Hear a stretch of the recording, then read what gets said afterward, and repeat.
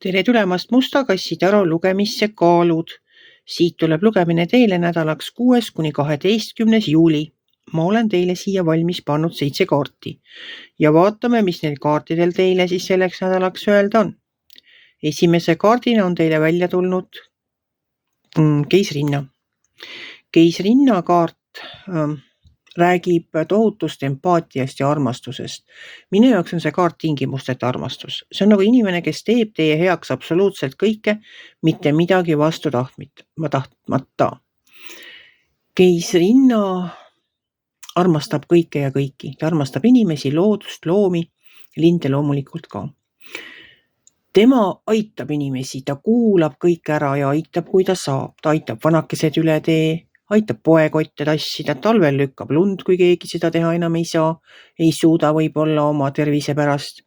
Suvel niidab muru, võib-olla rohib mõne lillepeenra ära. Ühesõnaga, ma tahan seda öelda, ta tuleb appi siis, kui ta näeb, et inimene abi vajab. Tema käest ei peagi alati nagu seda abi paluma. Ta märkab ise ka suurepäraselt. Tema kannab hoolt selle eest, et elu jätkuks. Sellega vist ongi juba kõik öeldud. Kui te kannate hoolt selle eest või keegi kannab hoolt selle eest, et elu jätkuks, siis midagi enam polegi vaja. See ongi tingimusteta armastus, kus teed teiste heaks absoluutselt nii palju, kui sa suudad, ega küsi mitte midagi vastu. Edasi tuleb kuukaart. Kuukaart on pettuste kaart mõnes mõttes ka. Et kas on teie ees suured saladused või teil on mingid saladused ja midagi on teie ees kindlasti peidetud. Midagi on varjatud. Kuu ei näita alati. See kuu käib ka tsüklite kaupa, vahest on nii särav täiskuu, teinekord pole teist ollagi. Et siis on kuu loomise aeg. Praegu on meil just see allapoole minemine täiskuust, läheme allapoole ja jõuame varsti kuu loomisesse. Et midagi on selle kuuga nagu, ta ongi udus kuidagi, et ei näe väga selgelt. Midagi on teie eest peidetud. Midagi veel varjatakse teie eest. Ju te ühel päeval saate teada, mis see on. Mina seda hetkel öelda ei oska. Edasi tuleb siit müntide kuus. Müntide kuus on väikeste kingituste tegemise kaart. Aga samas ta on ka selline kaart, mis ütleb, et kui teil on midagi vaja, raha vaja näiteks või puhkust vaja, siis ärge häbenege seda küsida. Et antakse või ei anta, ega te vaesemaks ei jää sellest. Aga küsida tuleb. Ei ole vaja häbeneda seda, kui te vajate abi. Vaat siis tuleb tornikaart ja tornikaart on üllatus. Väga suur, ebameeldiv üllatus. See ikka niimoodi raputab. Te ei oska seda oodata, sellepärast ta ongi üllatus. Ja ebameeldiv on ta alati. Sellel hetkel on ta väga ebameeldiv üllatus. Ta rabab teid jalust, tõmbab selle vaibasõna otseses mõttes jalge alt ära, et ei saagi aru, kust see tuli. See võib olla näiteks tüli. Ükskõik siis kelle, kas lapsevanema ja lapse vahel või elukaaslaste ja abikaasade vahel. See võib olla töökaaslaste vahel, see võib olla töölise ja ülemuse vahel. No näiteks, ma ütlen näiteks, ta võib olla mis iganes, ei pea üldse tüli olema.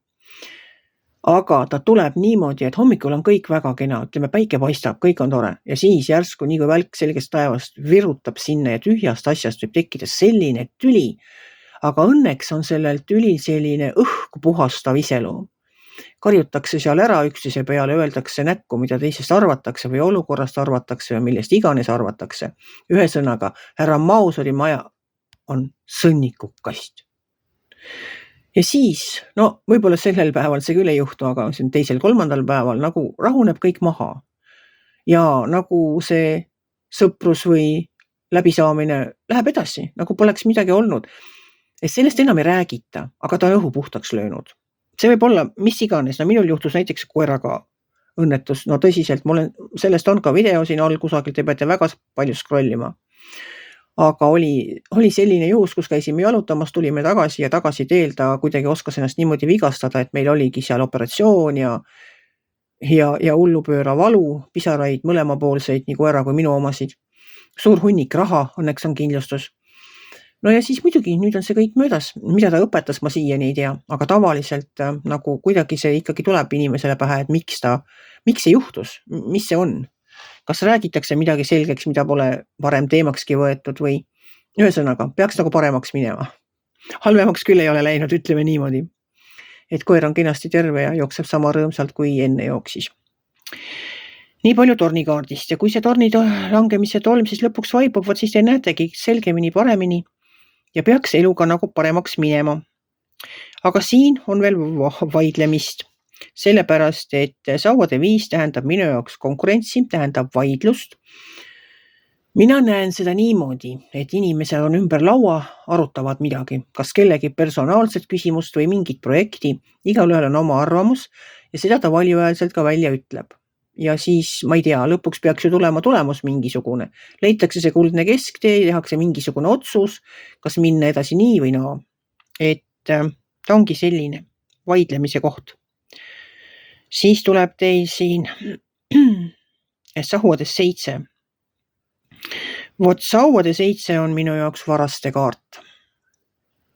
Ta on, ma ütlen, ta on kaval müügimees. Ta on petturite kaart. See võib tähendada kellegi teie tagant ideede vargust, et keegi varastab teilt ära mõne idee, mõne tulusa projekti idee. Ta võib ära varastada teil, tont teab, mis teil seal head on, mida te enda omaks peate või seal, nagu tahaks, et teile jääb, et keegi võib sellele seal käpad taha ajada. Ta võib teie vara varastada, aga ta võib teile ka müüa midagi, millel on varjatud vead. Ostate maja, kiidetakse maa taevani, võib-olla isegi ostate läbi maakleri. Selle maja palju juhuseid on praegu ju, et olid varjatud vead ja raha küsitakse tagasi, vaata, et maksa veel pealegi. Ostate auto, mida räägitakse heaks, et küll on tubli masin hirmsasti nagu siuke hea ja pole läbi sõitnud eriti midagi ja kõik toimib nii kui... Ühesõnaga selline masin, mida te kogu aeg tahtnud endale autot osta ja nüüd te näete, see on müüki tulnud. Ja lähete siis sinna salongi või inimese juurde ja tema räägibki teile, et vot ongi siuke hea masin ja nii vähe sõitnud ja nii tubli ja pole meil midagi pidanud tal tegema, ainult mõned filtrid ära vahetama. Ja võib-olla mõned pirnid ka, aga muidu väga vinge masin, ostate masina ära ja jõuate koju ja varsti on selge, et asjad on jamad, ei ole päris nii. Autol on seal mingisugused varjatud vead, ma ei tea, võib-olla on elektroonikaga midagi sassis. Võib-olla ei tööta tal seal konditsioneer ja muud asjad, võib-olla tegelikult, kui töökotta lähete seal kusagil avastatakse, et tal mis asja, tal ei ole midagi seal vahetatud, eks ole, see kütusefilter näeb välja selline, nagu poleks iialgi näinud vahetamist ja siis õhufilter on nii must, et ei tea, mis seal veel kõik on ja siis tuleb välja pagasnikusse piired seal talvel pesa teinud, see kõik puhtal läbi näritud, pole pagasnikul õiget katetki enam, ma ei räägi sellest, et tagavarratast seal ei ole, rehvidki, millega ostsite, võib-olla pole enam kõige värskemad. Ühesõnaga, ma jõuan sinna, et on varjatud vead, tuleb olla ettevaatlik, tuleb olla väga ettevaatlik, kui te hakkate midagi hinnalist endale soetama. Või siis, et te jumala eest ei annaks mingeid pinne kellelegi ega veaks raha kottidega kuskile pakiautomaatidesse. Ma arvan küll, et selle kanali vaatajate hulgas ei ole selliseid inimesi, kes nii kergelt pettuse ohvriks langevad. Kuigi nagu elu näitab, ka väga targad, haridusega inimesed, kõrgharidustega ja võib-olla mõnega veel, täiesti tegusad, ma ei tea, riigikogulased, lasevad endal niimoodi petturit ära rääkida ennast. Nii, aga jätame need petturid nüüd sinna paika, olge lihtsalt ettevaatlik, enne kui te midagi suurt hakkate soetama. Seesama torn võib ka seda teha.